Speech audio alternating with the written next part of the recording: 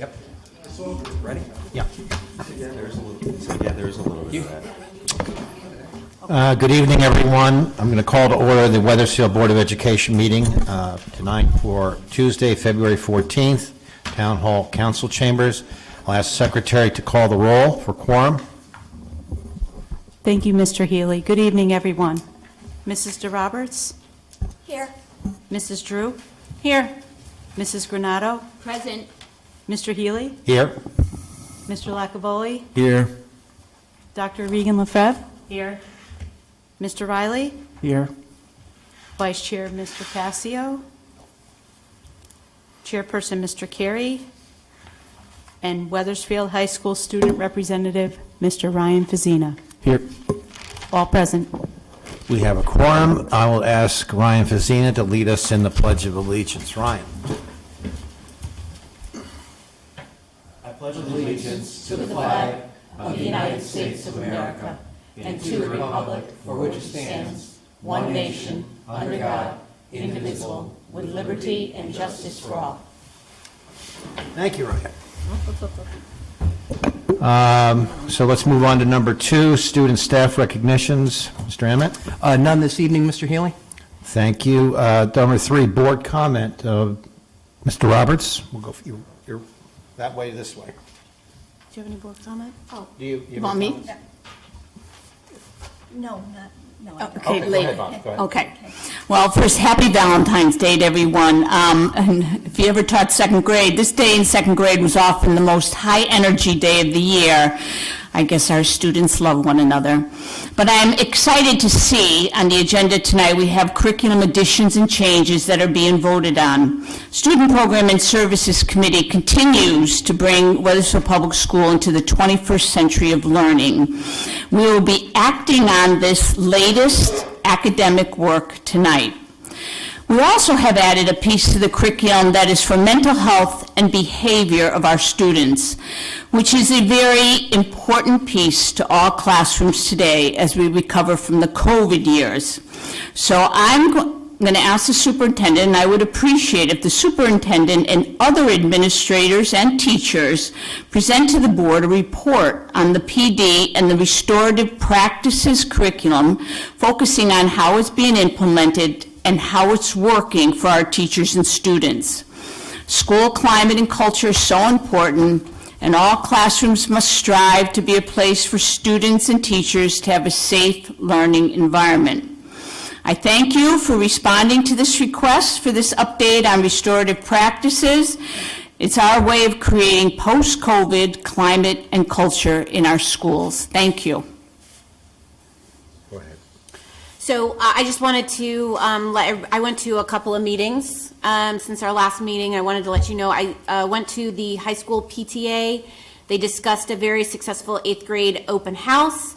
And also Siobhan talked about how excited she is for the next courses that will hopefully be beginning, including astronomy. Also Safe Grad, which is the night after graduation for our seniors. That's a safe night for them. Parents are going to be having a BYOE dance on March 25th. And pre-COVID, it was very popular, so they're hoping to bring it back. They're looking for raffle prizes or people to come and dance the night away. Some of the raffle prizes that I know of are Red Sox Yankee tickets, and then also a large basket for the travelers with a bunch of golf paraphernalia. I went and attended the webinar for CABE on board role and communication, which was very informative. I also went to the Charles Wright PTO. They had a presentation on the science of reading, and they are currently collecting donations of clothing and household goods. The drop-off is at Charles Wright on February 17th and the 18th. I also attended the Highcrest PTO, where they had a very good discussion on the administration's recent survey that was sent out. And I also, last but not least, I'd like to send a round of congratulations to Ryan Gagney, who broke a school record for the 1600 meter this past weekend. He will be competing in state open with Jason Burchell and Delaney Speed, who will be representing Wethersfield in the long jump. I think that's enough for me. Thank you, Ms. Drew. Dr. LaFay. Thank you very much. I just want to clarify, was that dance for students or for us? For adults, yes. It's for adults. Okay, I'll see you on the dance floor, Mrs. Drew. Come to my table. Thank you all for coming tonight. I mean, what is more romantic than a Board of Ed meeting? But for those of you who are listening from home, I just wanted to point out that we are moving into budget season, and this is something that we take very seriously. And I heard a lot of chatter in the referendum period last fall that, you know, were our schools falling apart because we hadn't invested enough in them? And I don't believe that is the case. But I also urge the public to be active in this budget season, and that means speaking to all of us about their priorities, but also speaking to members of town council, because ultimately this board will make a recommendation, and then it's the town council that decides. So I would urge any members of the public who have strong feelings about the board budget, feelings of any kind, to bring them to us, but also to attend town council meetings and speak up for educational budgets. Personally, I think it's the most important thing that we can spend money on as a town, and I look forward to supporting that process. Thank you. Thank you, Doctor. Jim? Yes, I attended the Career Advisory Board meeting on January 30th via Zoom. The career fair is going ahead, and that will be on April 15th. We discussed mock interviews. There was a career and technical celebration that is upcoming the week of May 15th. And it's I think they're defining what the committee's roles are going to be for the Career Advisory Board. So we're working on that as well. I also attended the Emerson Williams PTO meeting last evening. Thank you. No comment, Chris. Okay. Ryan, you have anything to add? Yeah, I want to give a quick update from the high school. Very recently, we begun the course selection for the 2023 and 2024 school year. Students heard presentations throughout their WeConnect classes over the past few weeks to talk about the new courses, a few of which have been mentioned within this most recent agenda. We're very excited to offer these new classes. We think it's going to offer a lot of opportunities, especially in the STEM realm with astronomy and AP environmental science. Last week, we hosted our second annual 8th grade family night. Families came and heard a presentation from building administration about what they are to expect in high school. They participated in clubs, activities, athletics fair, and saw really what everything that WHS has to offer. Donations for the Interact and Wethersfield Social Services annual health and hygiene drive are open. It's asked that donations of personal care items are donated throughout February 14th. And we also hosted our first in-person PTSA meeting last week as well, offering a hybrid option as well. It was great to see parents in person for the first time since the pandemic. That's everything from the high school. Thank you, Ryan. Appreciate it. Number 4, before you, we have approval of the minutes from January 24th, 2023. Do I have a motion to approve these minutes? So moved. Do I have a second? Second. Any discussion, revisions on the minutes? Okay, hearing none, all in favor signify by saying aye. Aye. Opposed? Abstained? I abstain. One abstention. Okay, now number 5, Mr. Emmett, communications. We have public comment? Oh, I'm sorry. Didn't mean to do that. Public comment. Anyone in the public wish to speak at this time? Anyone out there? Okay. Now, Mr. Emmett, communications. Thank you, Mr. Healy. Good evening, everyone. I have a few items this evening that I'd like to share with the community. I want to first talk about status of the school safety security grant. The governor recently announced additional funding coming forward for districts to take advantage of. We are currently building this grant as we speak. This is a state matching grant, so we will be receiving a reimbursement at approximately 57%, which is the reimbursement rate we would have for a renovation. So we've identified several aspects within our organization that we would like to focus upon.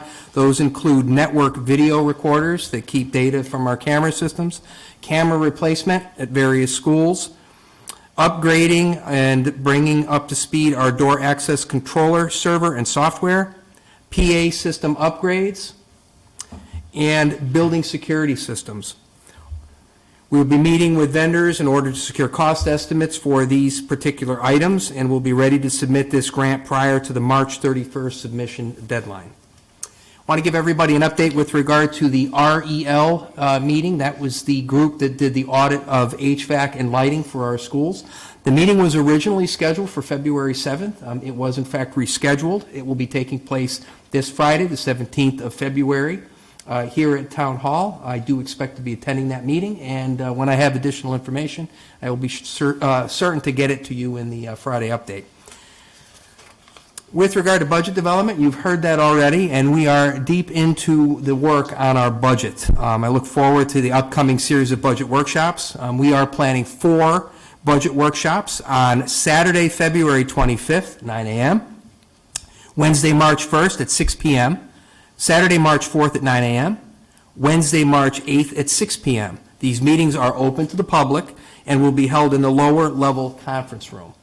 And again, I think as we develop the budget, we always have, first and foremost, on our minds, positive outcomes for our kids, for all of our kids. So I think you'll be seeing a budget presentation that encompasses the needs across the district. We've weighed in with our department leaders, with our principals, and we've gotten a lot of feedback from parents as well. As was mentioned during board comment, we are doing that work that you started back in November with the retreat with strategic planning.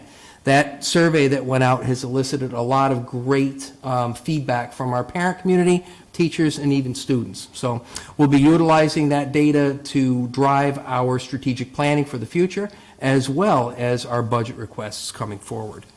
I got some exciting news from the state this past week. Free school meals will be continuing to be picked up by the state for the remainder of the school year. As you know, the district had already taken the proactive step of covering free breakfast and lunch for all of our students for the remainder of this year, utilizing our cafeteria fund. With the additional state funding coming in, this will allow us to replenish our cafeteria fund and will also allow us to make much-needed improvements at Silas Deane Middle School. So one of the things we're looking to do over the course of the summer is a long overdue replacement of the floor at Silas Deane Middle School, which has been in poor condition for years. So that, at this point in time, is something we look forward to for our students at Silas Deane. Do want to make sure everybody's aware of the legislative breakfast. I know Bobby and I will be attending the legislative breakfast up at the Capitol building this Thursday. It's a legislative forum sponsored by Craig, Hassa. Janice, you going too? Yes, I am. Excellent. So Janice and Bobby are going. Excellent. Thank you. It's sponsored by Craig, Hassa, and Cabe. It will include superintendents, Board of Education members, and General Assembly legislators from throughout the Education Committee and the Greater Hartford region. We'll be discussing legislative priorities and educational issues currently being addressed in the 2023 session of the Connecticut General Assembly. In addition to that time with our legislators, I'm very pleased to report that State Representatives Jeff Curry, who is the chair of the Education Committee, and our State Representative Amy Morin-Bello will be visiting Hanmer School on Tuesday, March 14th to meet, tour the school, and meet with staff. Representative Morin-Bello represents Wethersfield, and Representative Curry, as I just mentioned, chairs the Education Committee for the General Assembly. We look forward to sharing with our representatives the great things that are happening at Hanmer and across our district, and advocating for adequate resources to provide all of our students with a high-quality education. Great. This evening, you have a series of action items, as Mrs. Granado mentioned, through Student Programs and Services Committee. We are upgrading and updating and bringing up to speed several curriculum items. In addition to that, there is an action item for approval to authorize the superintendent to post an RFP for services related to the long-range building plan. This was discussed earlier this evening at the Finance and Operations Committee, as well as the most recent Facilities and Maintenance Committee. At the next Board of Education meeting, Ryan, you'll want to take note of this, I will be bringing before you a graduation date. It is never too early to start talking about the graduation date for the class of 2023. We are no longer bound by state law, which required us to set the date after April 1st. At this point in time, we have been extraordinarily fortunate with no snow days. The range through February is looking pretty good at this point in time. So I'd like to bring before you an action item for the February 28th Board of Ed meeting to set that graduation date. Again, with our friends at SafeGrad, it gives them the opportunity to lock in that time and get prepared for the event. So that'll be forthcoming on the 28th of February. We have the Wethersfield Social Justice Coalition meeting this Thursday at Wethersfield High School at 5:30. It will be an in-person meeting with a Zoom link as well. I am very much looking forward to a presentation by the Brothers and Sisters United Club from Wethersfield High School. So we're looking forward to that. If you're able to come out, please, by all means, register. We'd love to see you at Wethersfield High School this Thursday.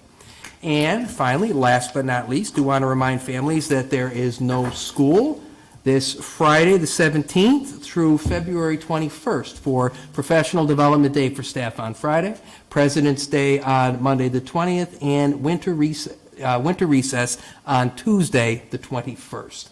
And with that, it's communications. Thank you. Thank you, Mr. Emmett. Number 7, action items. As we've discussed here, we have several recommended motions. These are curriculum proposals that were discussed and approved by the Student Services Committee last week, which several members were all present. They are, and I'll read them quickly, then we want to discuss them individually. The new course proposal curriculum for Algebra 1, Algebraic Foundations, Chemistry 1, AP Environmental Science, Astronomy, Percussion Ensemble, and course name change proposal, which is just a name change to better reflect the curriculum, will now be known as Manufacturing Engineering. It was formerly Manufacturing Production. So those are the ones, if we could just have a general motion to approve them, and then we can talk about individually. Do I have a motion to approve those? So moved. A second. Second. Okay, now it's on the table. Are there any questions? Sally is here. I can say Dr. Lefebvre was, and Janice was there. We, I think, can say that these, the math curriculum and all the additions, especially the math, are very robust.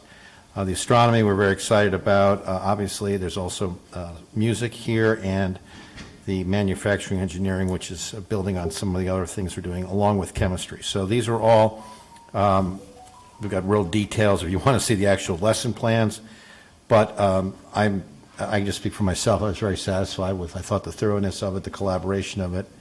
If any of the other members of the committee wanted to offer, or anyone else, I'll open it up for discussion.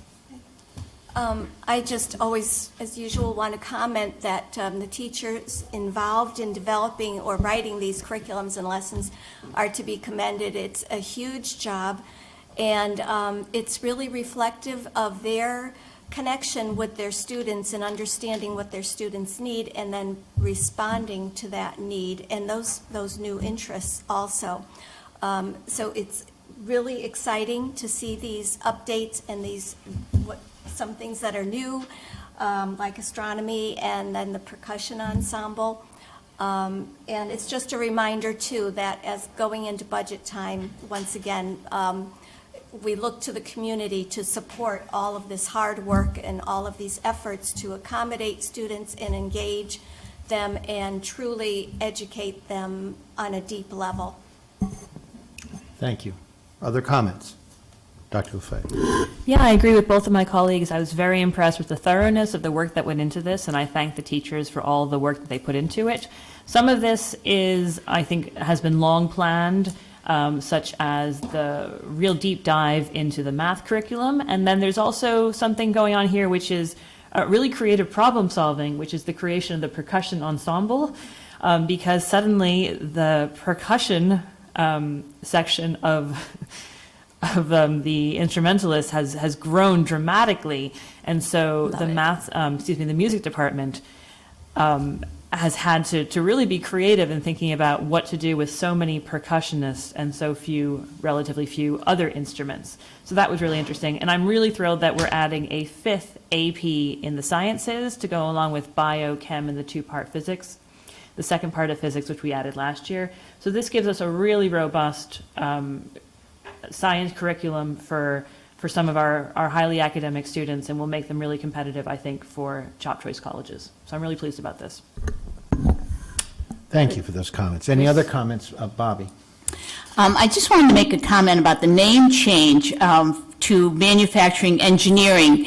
And it's a few years ago now, the Wethersfield Education Foundation had an opportunity to visit Arberg, which is a manufacturing facility in Rocky Hill, and I'm not advertising them, but they were nice enough to open up their building to some of us who went in. And if you've ever seen in the movies or yourself a manufacturing plant, it's not like that at all. These were machines that were building, and the machines were robotics, and there was just somebody there who was a technician who would be working on these machines. You would think you were in a clinical environment. So it's an altogether different environment, and that's why I'm very thrilled to see that even if it's a name change that may turn some student on to investigate this, I was excited to see that. Thank you. Any other comments? Hearing none, I will make a motion and we move this. All those in favor signify by saying aye. Aye. Opposed? Abstained? So ordered. And under B, under action on recommended motion to authorize the superintendent to post an RFP for school construction consultant services. Does that suffice for the motion, what I just read? It does. Okay. Can I have a motion just to get this on the table for discussion? So moved. And a Second. Second. Thank you. Okay, it's on the motion to discuss. Mr. Emmett. Yes, thank you, Mr. Healy. Before you this evening is a RFP, a request for proposal for construction services. As you know, following the referendum, our work with Colliers ended. We did have a conversation with Colliers and got a rough estimate of approximately $100,000 to $125,000, which would meet the threshold of needing to go out to RFP. So before you this evening is a request for proposal. It is largely structured like our previous original RFP that went out. It does not include Silas Deane Middle School for a facilities assessment. That's already been completed. It is solely for the elementary schools. At this point in time, it does have a rather aggressive timeline, but we expect that it will receive multiple bids. What we will be doing also is, with the approval prior to it going out, we would be putting up on our website the various addenda that companies could look at, including our original facilities assessment from 2018, our most recent enrollment study, as well as the board-approved scenario plan as well as a structure. In addition to that, once we go out to RFP, it is important to understand we would need to go to council if we were in fact looking to access additional funds from the 2% reserve fund. We would need to get approval from council to do that. So this gets the ball rolling, and as we talked this evening in the Finance and Operations Committee meeting, our original RFP that went out, we had a total of 6 different companies that had submitted bids for that. So we are expecting that we'll get multiple bidders for this, and we certainly look forward to moving forward with this work. Questions from the board? Comments? Be self-explanatory. I know we're all very eager to get moving on this as well. I have one But question go comment. Go ahead, Doctor. Just looking at the project overview, which gives a number of options that whatever firm is hired could consider, including renovating versus building new, potential consolidation of current number of buildings, potential redrawing of current district boundaries, and feasibility of changes to grade configurations of elementary schools. Does this preclude, does it exclude the possibility of identifying other sites in Wethersfield that could function as sites to build schools? It could certainly provide us with the opportunity to look for other sites. I will tell you that that due diligence was done originally with Colliers, and the only places that they located that had ample space were privately owned businesses. The Winding Brook Turf Farm was one, and then there was a space off the Berlin Turnpike where no one would dare consider putting a school. We are pretty well landlocked at this point in time, so the amount of acreage that you'd need is somewhat limited. But that is certainly something within the scope of this RFP we would look for a consultant to take a look at. That's really helpful. I want the public to be assured that we have not left a stone unturned. True. Thank you. Any other comments? Hearing none, I'll move the motion. All those in favor, signify by saying aye. Aye. Opposed? Abstentions? So ordered. Number 8, we have reports, discussion items, announcements, et cetera, that you're aware of. So I hope you're aware of. Number 9, Board of Education's meeting held. Facilities and Maintenance Committee, who wants to make the report on that? Anyone? Or No, did we that would already be do that in John. our last meeting? I can't remember. No, it was February 1st. Who's on that committee? We can wait, and John can do it when he's back. Okay, John could, Cassio. okay, we'll pass on that. Student program and services, aside from the agenda items, we were also given an update by the Wethersfield High School, school improvement plan update. We were also given a briefing on mastery-based credit assessments and some of the work being done there. The ongoing process. Sally is here as well. If she had any questions on that, we certainly can go into that. Do we have any questions on that tonight, or want to save it for another night? All good? Okay. Memorial Day Parade, that's John. John. We know the Memorial Day Parade's coming up, so that's good. Wethersfield Early Childhood Collaborative, Bobby. I'm passing it off You're to passing it off. Minister Roberts. Oh, boy. Okay. I filled in for Bobby this week, which was yesterday. The Wethersfield Early Childhood Coalition met yesterday afternoon at the First Church Preschool. The purpose of meeting there was to meet with their director, Lisa Roncalli, I think I said the name correctly, and staff for a tour and discussion concerning how WEC, the First Church Preschool, and Wethersfield Public Schools can work together as more collaborative and supportive partners. To that end, issues of early diagnosis and intervention of young children, kindergarten readiness, parent guidance and instruction, parent and family resources such as apps and websites were among the many fruitful and informative discussions held.